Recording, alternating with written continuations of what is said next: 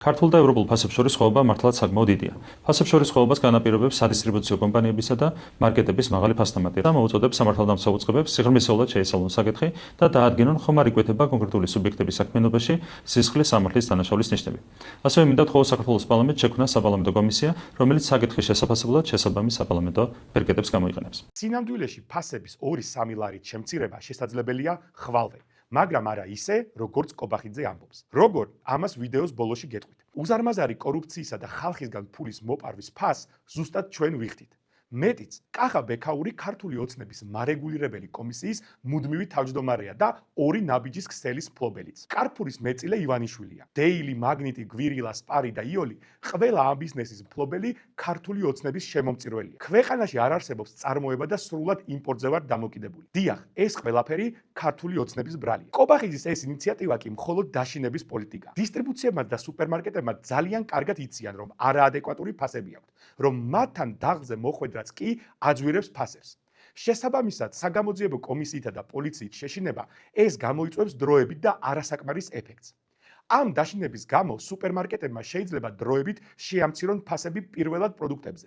თუმცა დაკარგულ მოგებას გადაიტანენ სხვა პროდუქტებში ან სერვისებში, ან უბრალოდ მათზე შეტევა რომ გადაივლის, მერე აინაზღაურებენ ამ ზარალს.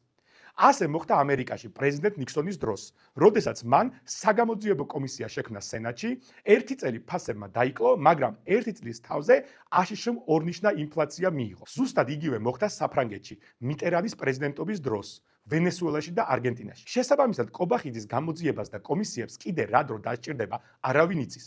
და თუ რამე ეფექტი იქნება, ეს იქნება მოკლევადიანი. ამ დროს კი ხალხი დღეს არის უმძიმეს გასაჭირში.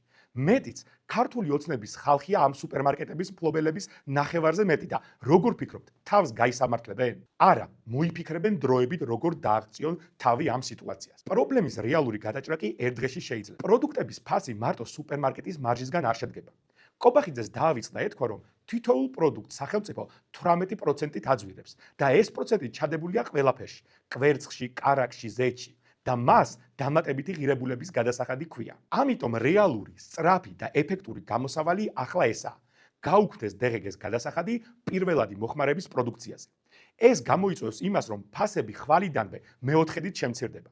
ასევე კობახიძის მეგობრები ფულს თუ არ მოიპარავენ, ფასებიც ასე კატასტროფულად აღარ გაიზრდება. და კი, პარალელურად იმ განუკითხაობასაც უნდა მიეხედოს, რასაც ქსელურ მარკეტებში მონოპოლიები, კარტელური შეთანხმებები და დაკრიშვა იწვევს.